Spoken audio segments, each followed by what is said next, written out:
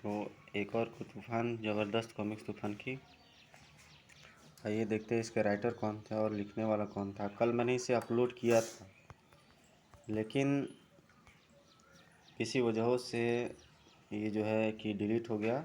आप देख सकते हो इसका पिक्चराइजेशन, ज़बरदस्त पिक्चर क्वालिटी है इसकी। और नाजरा खान का इसका कथानक है। दिलीप कदम इसका चित्रांकन है। उमा कांडे। राजनगर स्थित बैंक ऑफ अमेरिका की गगनचुंबी इमारत, जिसकी सुरक्षा के लिए गार्ड उस समय चौंक उठे जब गूंज उठी वहाँ एक धमाके की आवाज़। यह धमाका बैंक के पीछे हुआ है। आओ देखते हैं।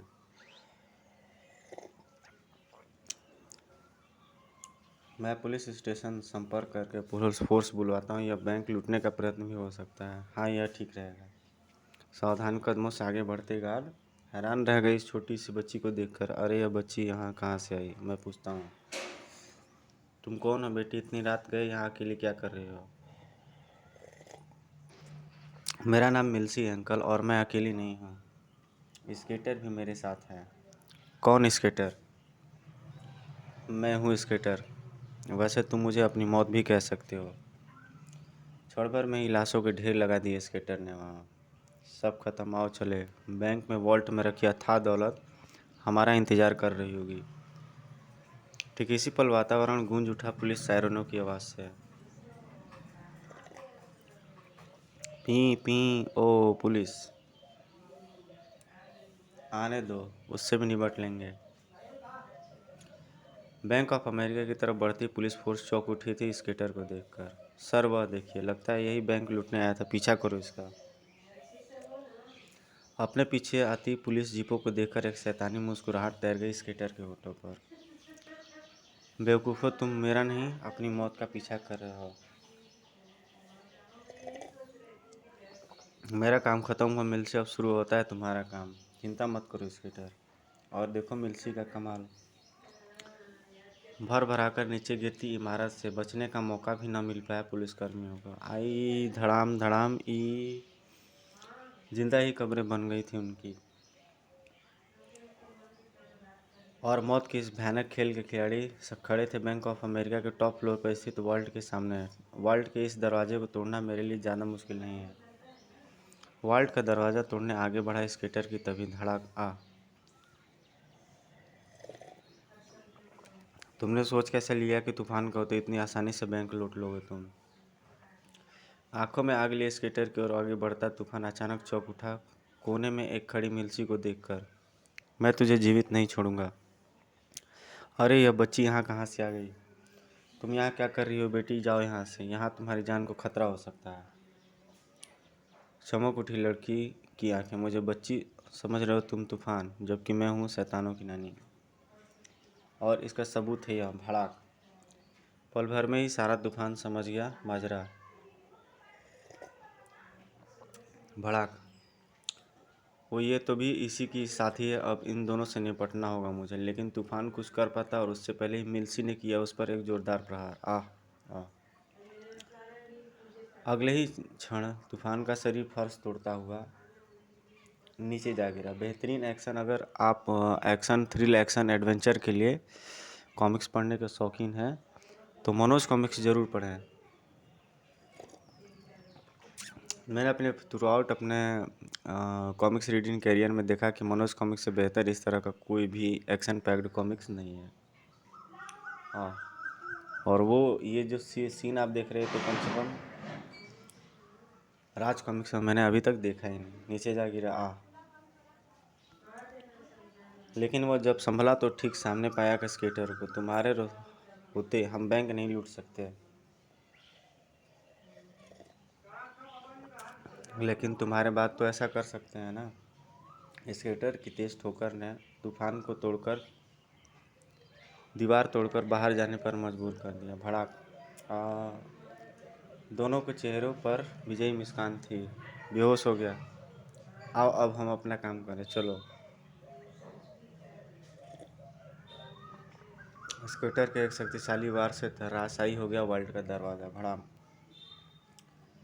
वॉल्ट में भरी दौलत को दोनों अपने साथ लाए बैगों में भरने लगे। हा हा हा हा, अब ये सारी दौलत हमारी है। कुछ ही पलों में आओ मिलसी। दोनों तेजी से बाहर की तरफ बढ़ गए। इधर तूफान धीरे धीरे होश में आ रहा था। वो इस दीवार से टकराकर कुछ पलों के लिए होश भी खो बैठा था मैं। अब देखता हूँ उन लुटेरों को, लेकिन लुटेरे वहाँ कहाँ थे? इसका मतलब कि वे अपना काम करके निकल गए। अब मेरा यहाँ ठहरना बेकार है।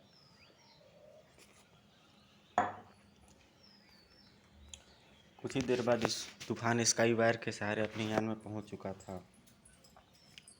मेरी आंखों के सामने वे दोनों बैंक लूट कर निकल गए। छोड़ूंगा नहीं मैं उन दोनों को। लेक के किनारे पर स्थित स्टार रिसर्च लैब की गगनचुंबी इमारत के ऊपर, जिसके ऊपर गुप्त बेसमेंट बना है, तूफान का गुप्त हेडक्वार्टर। और इस हेडक्वार्टर तक पहुंचने का रास्ता केवल मैं जानता हूँ। यह बटन दबाने से बग बदल जाएगा एक शक्तिशाली सबमरीन में और ले जाएगा मुझे झील के तल में स्थित उस सीक्रेट टनल के द्वार तक जो जाती है स्टार रिसर्च लैब के तहखाने। तो ये तूफान के जो रिसर्च लेबोरेटरी रहती है उसका लैब का नाम रहता है, जो में बने मेरे सीक्रेट हेडक्वार्टर तक। अब समय आ गया तूफान के इस रूप को अलविदा कहने का और विकास गुप्ता के रूप में अपनी ड्यूटी संभालने का। कुछ क्षण बाद एक गुप्त लिफ्ट द्वारा विकास गुप्ता बढ़ रहा था स्टार रिसर्च लैब की इमारत के टॉप फ्लोर पर स्थित अपने ऑफिस की ओर, जिसके बाहर बैठी उसकी पर्सनल सेक्रेटरी रीना कपूर इस समय नहाई हुई थी पसीने से। नहीं, यह नहीं हो सकता, तुम झूठ बोल रहे हो। सच झूठ का पता अभी चल जाएगा। बेबी लो, सुनो अपने भाई की आवाज़। दीदी मुझे बचा लो दीदी, प्लीज़, ये लोग मुझे मार डालेंगे। अंशु मेरे भाई। क्यों? सुनिए अपने भाई की आवाज़। तुम क्या चाहते हो? यह मैं तुम्हें बाद में बताऊंगा। मेरे अगले फ़ोन का इंतज़ार करना, लेकिन ध्यान रहे किसी को कुछ बताने का मतलब तुम्हारे भाई की मौत होगी। कौन हो सकता है? अंशु का अपहरण करता। क्या चाहता है वो मुझसे? सवालों के भंवर में फंसती चली जाती रीना, अगर वहाँ ना आ पहुँचता Vikas Gupta. Hello Reena, how are you? Fine sir. क्या हो रीना, आज कुछ परेशान सी दिख रही हो? कुछ भी तो नहीं सर, कुछ भी तो नहीं हुआ मुझे। वेल, आज के लिए कोई message? Yes sir. Universal lab से प्रोफेसर देव प्रभाकर का फ़ोन आया था, वो आपसे मिलना चाहते हैं। ओह नो, उसे फिर अपने किसी बेहूदे एक्सपेरिमेंट को पूरा करने के लिए मेरी मदद की ज़रूरत होगी। पिछली बार वह मुझसे आलू को पेड़ पर उगाने के लिए कह रहा था, मदद मांग रहा था। अब न जाने क्या उगा रहा होगा। खैर तुम उसे फ़ोन कर देना, मैं उसे शाम को मिलूँगा। Yes sir. अपने ऑफिस की तरफ और कदम बढ़ाए थे विकास ने कि अचानक वहाँ गूंज उठा एक जोरदार धमाका। भड़ाम। ओह नो, ये धमाका तो लैब में हुआ। भड़ाम। वहाँ तो रामानंद अंकल अपने नए प्रयोग में बिजी थे। घबराया हुआ सा वह लैब की ओर भागा और वहाँ का दृश्य देखकर ठहाका मारकर हंस पड़ा। हा हा हा, ये आपने अपना मुंह काला कैसे करवा लिया अंकल? क्यों? सुनिए अपने भाई की आवाज़। तुम चाहते क्या हो? यह मैं तुम्हें बाद में बताऊंगा। मेरे अगले फ़ोन का इंतज़ार करना, लेकिन ध्यान रहे किसी को भी कुछ बताने का मतलब तुम्हारे भाई की मौत होगी। कौन हो सकता है यह अंशु का अपहरण करता? क्या चाहता है वो मुझसे? सवालों के भंवर में फंसती चली जाती रीना, अगर वहाँ न आ पहुँचता Vikas Gupta. Hello Reena, how are you? Fine sir. क्या हो रीना, आज कुछ परेशान सी दिख रही हो? कुछ भी नहीं सर, कुछ भी तो नहीं, कुछ भी तो नहीं हुआ मुझे। वेल, आज के लिए कोई message? Yes sir. Universal lab से प्रोफेसर देव प्रभाकर का फ़ोन आया था, वो आपसे मिलना चाहते हैं। ओह नो, उसे फिर अपने किसी बेहूदे एक्सपेरिमेंट को पूरा करने के लिए मेरी मदद की ज़रूरत होगी। पिछली बार वह मुझसे आलू का पेड़ पर उगाने के लिए मदद मांग रहा था, अब न जाने क्या उगा रहा होगा। और खैर तुम उसे फ़ोन कर देना, मैं उसे शाम को मिलूँगा। Yes sir. अपने ऑफिस की ओर कदम बढ़ाए थे विकास ने कि अचानक वहाँ गूंज उठा एक जोरदार धमाका। धड़ाम बड़ाम। ओह नो, यह धमाका तो लैब में हुआ है। वहाँ तो रामानंद अंकल अपने नए प्रयोग में बिजी थे। तो फिर से रिपीट हो गया है ये, उसी जो है सेम सीरीज़ की वही फिर से रिपीट हो गई है वो स्टोरी। इसके नेक्स्ट पेजेस में देखते हैं कि क्या स्टोरी रही थी। ये रहा।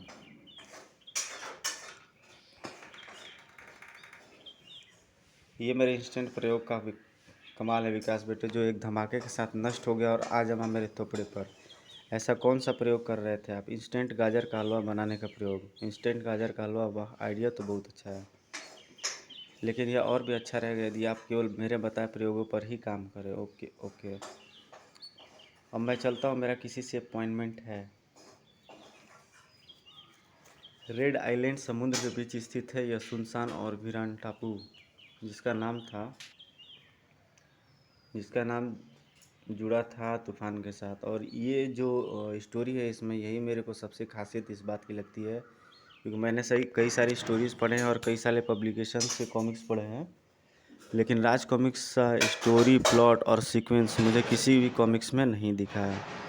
क्योंकि एक तो इनकी स्टोरी में तारतम्यता होती है, संयोजन होता है और बहुत सारे कॉम्बिनेशन इसमें होते हैं। तो ये इनकी एक ज़बरदस्त मेरे को खासियत लगती है इस पब्लिकेशंस की, कॉमिक्स की, जो मेरे को किसी कॉमिक्स पब्लिकेशन में नहीं दिखी। और आज किसी ने इस रहस्य पर से पर्दा उठाने का बीड़ा उठाया। यही वो टापू है जिसने मुझसे छीना है मेरे तूफान को। इस टापू की धरती बताएगी मुझे कि ऐसा क्या हुआ है जिसके 1 साल बाद तक गायब रहने के बाद फिर एकाएक फिर प्रकट हो गया तूफान। और क्या ये वही तूफान है या फिर कोई और है, और अगर और कोई है तो वो है कौन।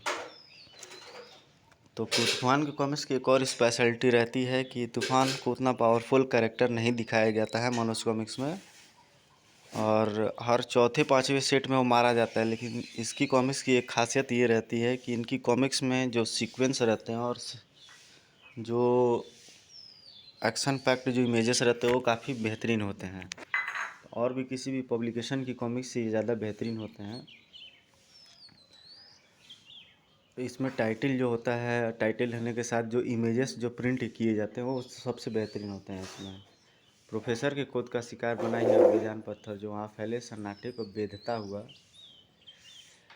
क्या पहुँचा उस रहस्य तक जिसे जानने के लिए क्रोध की अग्नि में बुरी तरह झुलस रहे थे प्रोफेसर भास्कर। लेकिन क्या प्रोफेसर भास्कर इस रहस्य की तह तक पहुंच पाएंगे। इधर इन सब बातों से बेखबर विकास गुप्ता बैठा था राजनगर के पूर्व में स्थित यूनिवर्सल लैब के डायरेक्टर देव प्रभाकर के ऑफिस में। अबे बस कर मोटे, यह साइकिल चलाने से तू पतला होने वाला नहीं है। पतला होने के लिए कौन कमबख्त चला रहा है इस साइकिल को। यह तो मेरा टेंशन भुलाने का नया तरीका है। टेंशन तुझे कब से टेंशन होने लगे मोटे। कहीं फिर कोई ज़मीन की सब्जी पेड़ पर उगाने का प्रयास तो नहीं कर रहा है। नहीं यार, इस बार मामला ज़रा टेढ़ा है। पिछले महीने पिताजी अमेरिका जाने से पहले मुझे एक बहुत महत्वपूर्ण काम सौंप गए थे जो तुझसे हुआ नहीं होगा। हाँ, अब अगले हफ्ते पिताजी वापस आ रहे हैं और उनके बाद उनका जूता होगा और मेरा सिर। चिंता मत कर प्यारे, हम तुझे इतनी आसानी से नहीं पीटने देंगे। बता क्या प्रॉब्लम है, आ दिखाता हूँ। लो यह चश्मा अपनी आंखों पर लगा लो। लगता है कोई खासी चीज़ दिखा रहे हो प्यारे। हाँ, इस बॉक्स में बंद है प्रोमीथियम नाम की वो धातु जो पिताजी की 20 साल की कड़ी मेहनत का परिणाम है। प्रोमीथियम नामक यह धातु ऊर्जा का ऐसा स्रोत है जो कभी खत्म नहीं होगा, क्योंकि यह खुद ब खुद रिचार्ज होता रहता है। लेकिन हमारी मुसीबत यह है कि यह धातु अपने संपर्क में आने वाली हर धातु को खा जाती है, इसलिए हम इसे स्टोर करके इस्तेमाल करने में असमर्थ हैं। और तुम चाहते हो कि इस काम में मैं तुम्हारी मदद करूं। यस, तुम्हारी लैब में मॉलिक्यूलर साइंस का श्रेष्ठतम वैज्ञानिक चेन्नैया मुदलियार काम करता है। वह अवश्य ही इसे स्टोर करने वाली धातु बना लेगा। ठीक है प्यारे लाल, तेरा काम हो जाएगा। खर्चा पानी का क्या होगा। खर्चा पानी? कैसा खर्चा पानी साले। अगर कॉलेज टाइम में तुझे उधार दिया रुपया वसूलना स्टार्ट किया तो तेरे कपड़े तक बिक जाएंगे। अच्छा यार मत देख खर्चा पानी, एक कप कॉफ़ी तो पिलाएगा। कॉफ़ी तो तू 10 पिया। ऑफिस में चलते हैं। प्रोमीथियम मैं कल ही तुम्हारी लैब में भिजवा दूंगा। ओके, माफ़ करना प्रोफेसर प्रभाकर, तुम प्रोमीथियम स्टार लैब में भेजोगे तो ज़रूर, लेकिन मैं उसे वहाँ से यहाँ कभी नहीं पहुँचने दूंगा, कभी नहीं।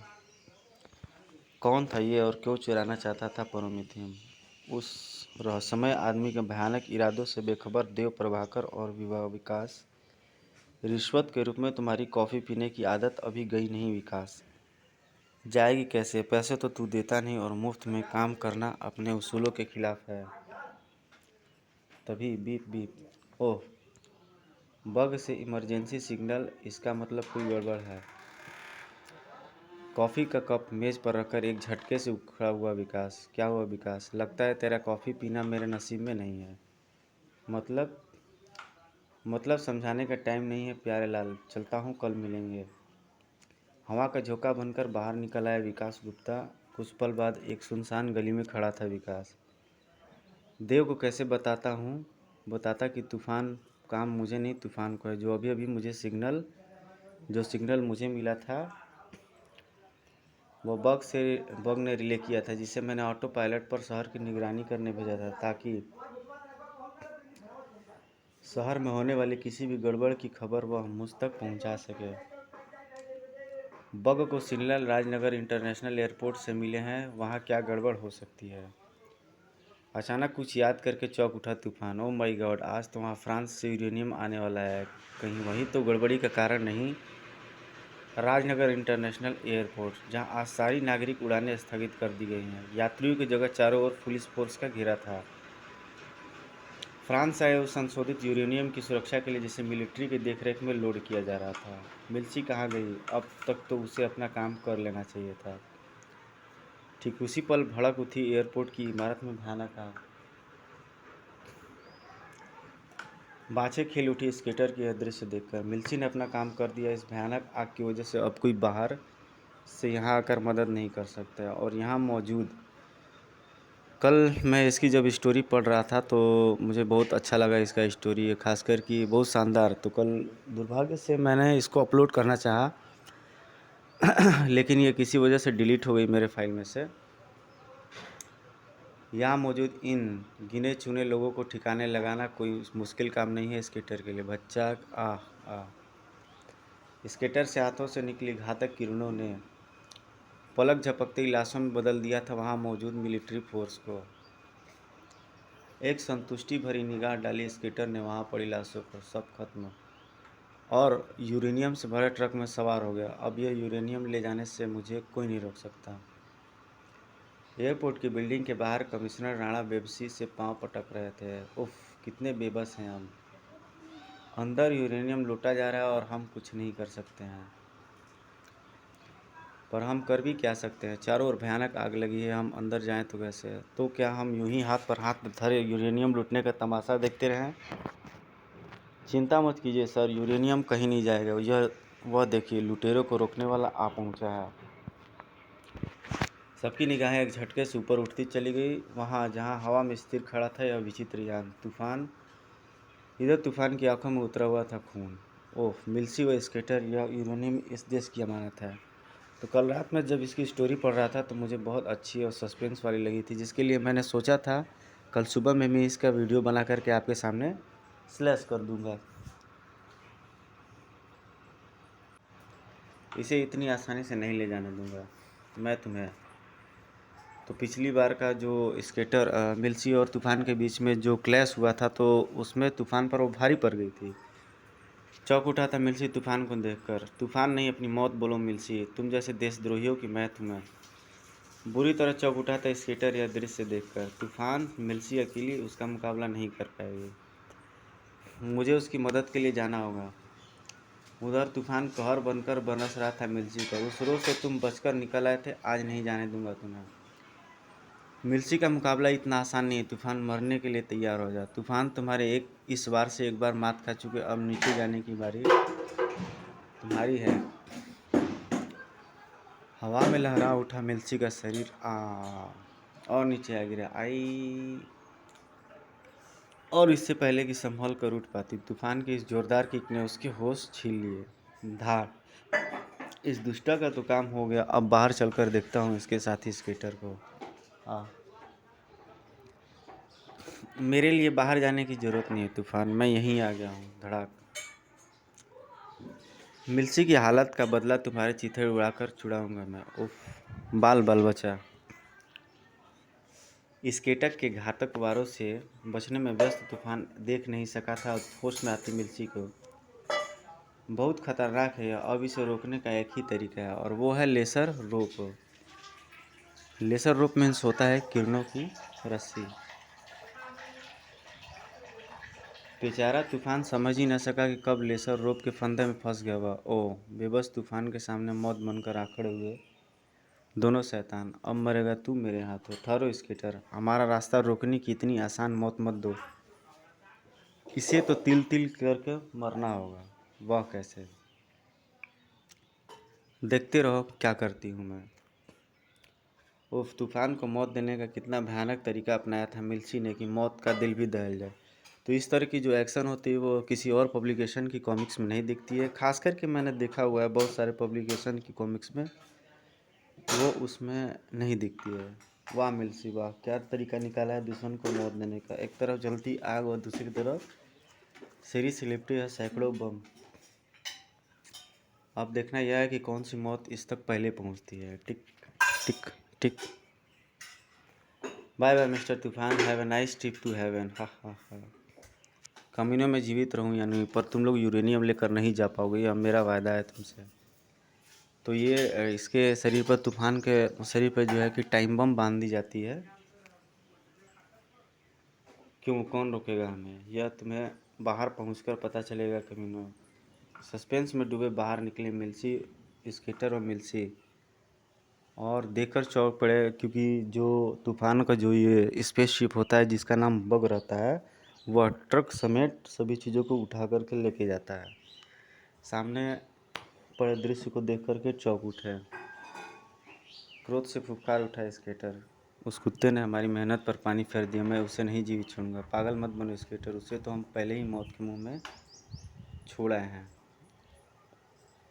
आओ यहाँ से, चलो यहाँ से, यह हमारी आखिरी हार थी, अब हमें रोकने कोई तूफान नहीं आएगा। चले गए मिल्सी व स्केटर और पीछे छोड़ गए तूफान को, और हर गुजरते पल के साथ मौत की ओर जिसकी तरफ तेजी के साथ बढ़ रही थी। टिक टिक टिक।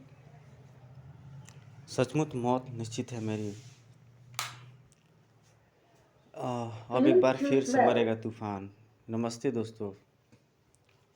तो इस प्रकार ये कहानी जो होती है यहीं पे स्टॉप होती है, और आप ज़रूर कमेंट करके बताइएगा किस प्रकार की स्टोरी लगी थी।